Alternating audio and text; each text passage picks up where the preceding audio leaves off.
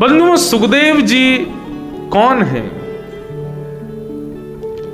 सुखदेव जी श्री राधा रानी के सुख पक्षी हैं। गोपी कदाचिन मणि पिंजरस्थम,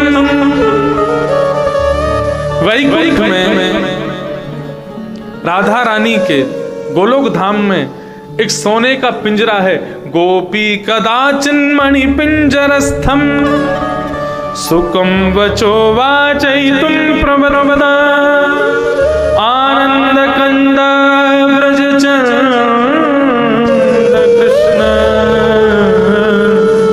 गोविंद दामोदर माधवेति।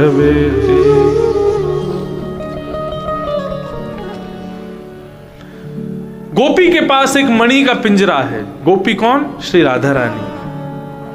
और उस मणि के पिंजरे में एक पक्षी रहता है। कौन? सुख पक्षी। उसको नित्य राधा रानी नाम याद कराती हैं। बोलो गोविंद, बोलो दामोदर, बोलो माधव। वो बोलता है। लेकिन एक दिन जब स्वयं श्याम सुंदर गोलोक धाम में पधारे तो श्री राधा रानी के सब परिकर ने उनको प्रणाम किया, लेकिन उस सुख पक्षी ने प्रणाम नहीं किया। किशोरी जी के मन में भाव आया कि सबने प्रणाम किया श्याम सुंदर को, सुख ने प्रणाम नहीं किया, क्यों? जब श्याम सुंदर वहां से चले गए तब राधा रानी ने पूछा, हे सुख, मेरे प्रियतम पधारे थे, श्याम सुंदर पधारे थे, सबने प्रणाम किया, तुमने प्रणाम क्यों नहीं किया? सुख ने पूछा, कौन? बोले वही गोविंद, वही माधव, जिनका तुम नाम गान करते हो, वो आए थे, तुमने उनको प्रणाम क्यों नहीं किया? सुख ने कहा, क्योंकि मैं उनको जानता नहीं हूं, मैं उनको पहचानता नहीं हूं, मैंने केवल नाम रटा है, लेकिन जिसका नाम मैं गाता हूं मुझे पता नहीं है वो कौन है। आप मुझसे गोविंद बुलवाती हो, लेकिन गोविंद शब्द का अर्थ मुझे नहीं पता, माधव शब्द का अर्थ नहीं पता, ये कौन है, मैं इनको नहीं जानता। तब किशोरी जी के मन में भाव आया, ये नाम को जानता है, नामी को नहीं जानता। इसका मतलब कीर्तन तो जानता है, लेकिन कथा को जब तक जीवन में नहीं लाएगा तब तक कीर्तन करने का कोई फल इसको प्राप्त नहीं होगा। तब किशोरी जी ने आज्ञा की कि तुम जाओ और भूमंडल पर जाकर के जिनका कीर्तन कर रहे हो इनकी कथा सुन करके आओ। तब सुखदेव जी पृथ्वी पर पधारे, भगवान शिव पार्वती जी को कथा सुना रहे थे। सुखदेव जी बैठ करके सुन रहे थे, श्रवण कर रहे थे। श्रवण करते करते एक ऐसी लीला हुई कि शंकर जी ने पीछे मुड़कर के देखा। जैसे सुख पक्षी को देखा कहने लगे कि व्यासपीठ के पीछे बैठ करके कथा सुन रहे हो, ब्रह्म विद्या की चोरी कर रहे हो तुम, ये अपराध है, तुमको जीवित नहीं छोड़ूंगा। सुख पक्षी आगे आगे जा रहा है, पीछे पीछे शंकर जी त्रिशूल लेकर के दौड़ रहे हैं उसको मारने के लिए।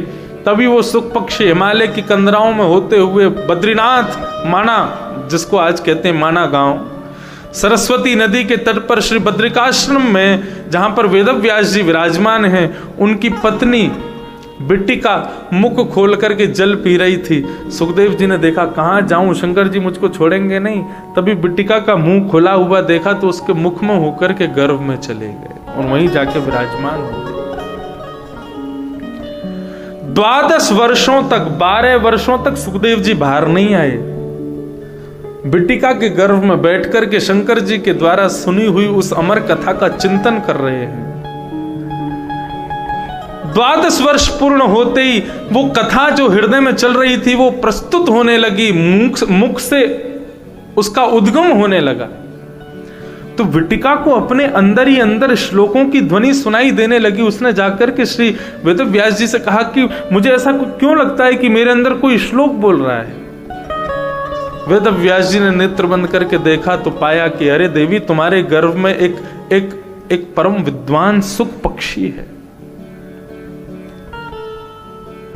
सुखदेव जी से प्रार्थना की वेदव्यास जी ने, हे पुत्र, तुम मेरी पत्नी के गर्भ में हो इसलिए तुम मेरे पुत्र हो, जन्म लो। सुखदेव जी ने कहा, मैं जन्म नहीं लूंगा, मैं बाहर नहीं आऊंगा। क्यों? संसार की माया मुझको पकड़ लेगी, संसार की माया अपनी ओर खींच लेगी, मैं जो यहां पर एकांत में बैठ करके हरि स्मरण कर रहा हूं इससे वंचित हो जाऊंगा, मुझे बाहर नहीं आना। वेद व्यास जी ने कहा तुमको आना पड़ेगा। बोले एक ही शर्त पे आऊंगा। किस शर्त पे? नारायण प्रकट होकर के मुझे आश्वासन दे दें कि तुझको संसार की माया नहीं सताएगी तो मैं जन्म लूंगा। तभी नारायण ने प्रकट होकर के आश्वासन दिया कि सुखदेव तुम्हारा जन्म माया में फंसने के लिए नहीं है, माया में फंसे जीवों को कथा के माध्यम से उससे मुक्त करने के लिए हुआ है, तुम जन्म लो। यम प्रव्रजन्तमनुपेत अपेत कृत्यम द्वैपायनो विरह कातरयाजुहाव पुत्रेति तन्मयतया तरवो विनेदो तं सर्वभूत हृदय मुनिमान तुष। तब श्री सुखदेव जी का प्रादुर्भाव हुआ।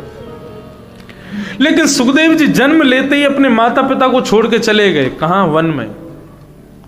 और वन में जाके भगवान का भजन करने लगे। आज वेद व्यास जी ने जब भागवत की रचना की तो मन में विचार करने लगे, अपने पुत्र को ये प्रदान करूं, सुख को ये प्रदान करूं, लेकिन सुख को बुलाऊं कैसे? सुख तो निर्गुण निराकार का ध्यान कर रहा है हिमालय में बैठ करके। निर्गुण निराकार कौन है? जिसका कोई आकार नहीं, जिसका कोई स्वरूप नहीं, जो निर्गुण है, जो वायु में भी है, जो हर जड़ तत्व में भी है लेकिन दिखता नहीं है, वही निर्गुण निराकार है। उसकी उपासना कर रहा है सुख। सगुण साकार ब्रह्म में कैसे प्रवृत्त होगा? तब श्रीमद् भागवत के वेणु गीत का एक श्लोक अपने छोटे छोटे ब्रह्मचारी बालकों को श्री वेदव्यास जी ने याद करवा दिया और कहा कि बालकों, हिमालय पर जाकर के इस श्लोक का गान करना और इस श्लोक का आधा गान करना। आधे गान को सुनकर के यदि कोई ब्रह्मचारी तुम्हारे पास आकर के कहे पूरा सुनाओ, तो उसको मेरे पास लेकर के आ जाना। वे जानते हैं कि जैसे ही आधे श्लोक का श्रवण सुख जी करेंगे, सुखदेव जी के हृदय में सगुण साकार प्रकट हो जाएगा, तो सगुण साकार की प्राप्ति के लिए वो उतावले हो जाएंगे और उनको मेरे पास आना ही पड़ेगा, तब मैं उनको भागवत प्रदान करूंगा।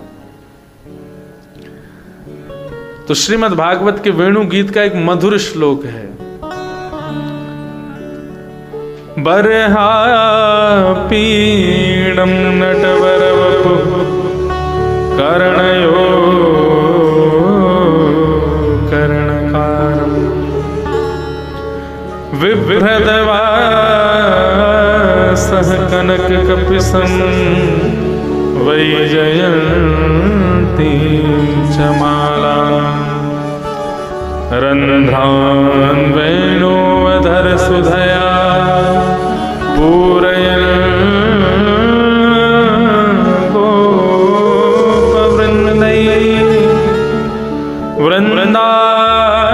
वृन्दारण्यं स्वपदरमणं प्राविशद गीतकीर्तिः। कैसे हैं ठाकुर जी? बोले बरहा पीडम, जिन्होंने मोर मुकुट धारण किया है। नटवर वपुः, नट यानी कि लोगों को लुभाने के लिए जो क्रिया करते हैं उनको नट कहते हैं। स्टेज परफॉर्मेंस जो करते हैं उनको एक प्रकार से नट कहा जाता है। नाट्य प्रदर्शित करने वालों को नट कहा जाता है।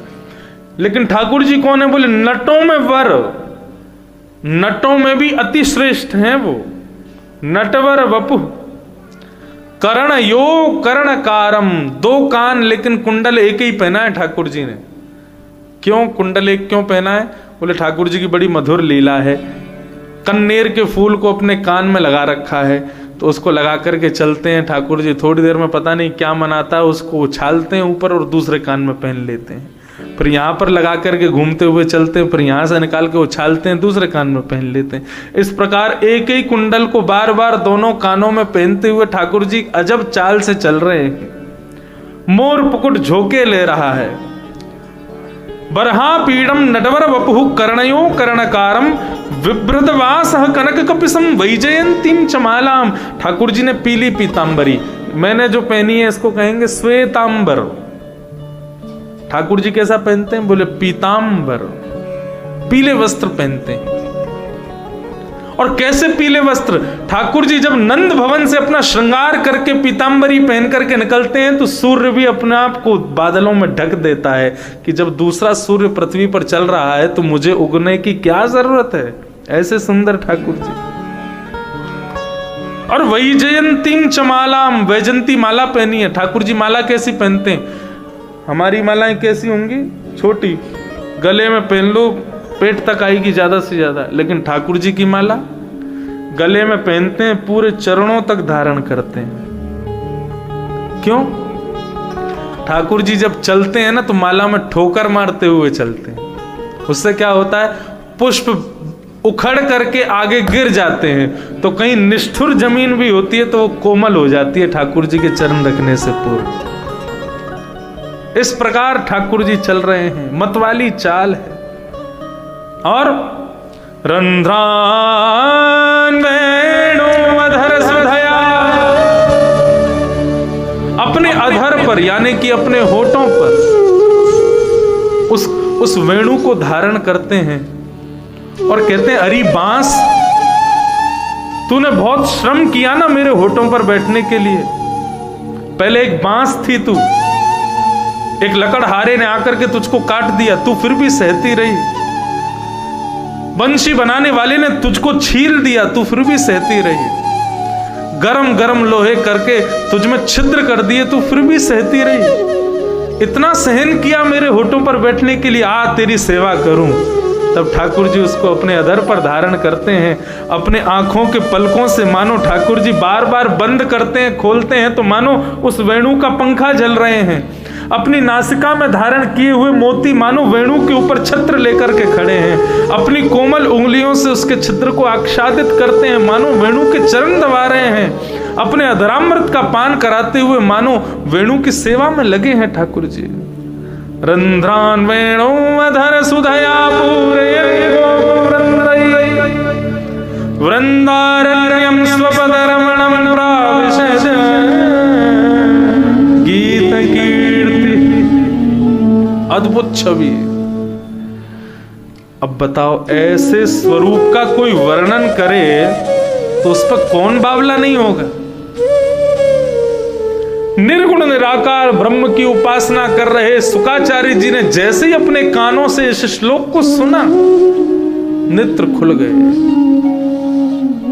और खोजने लगे कौन है ये जिसके बारे में अभी मैंने सुना।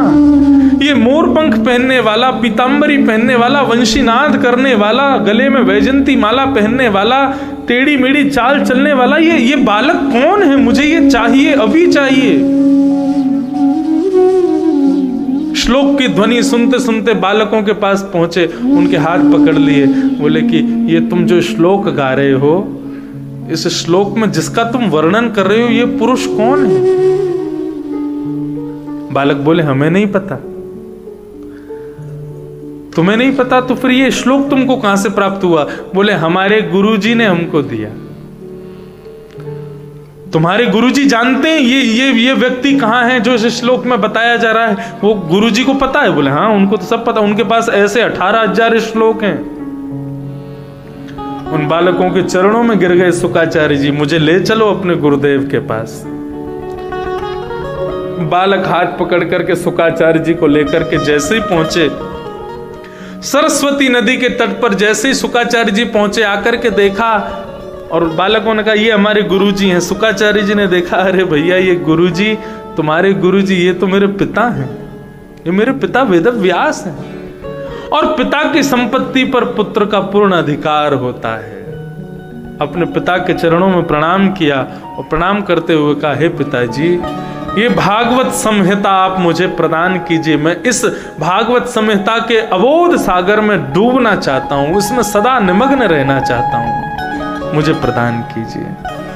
तब श्री वेदव्यास जी ने भागवत की मंगल कथा अपने पुत्र सुखदेव जी को दी।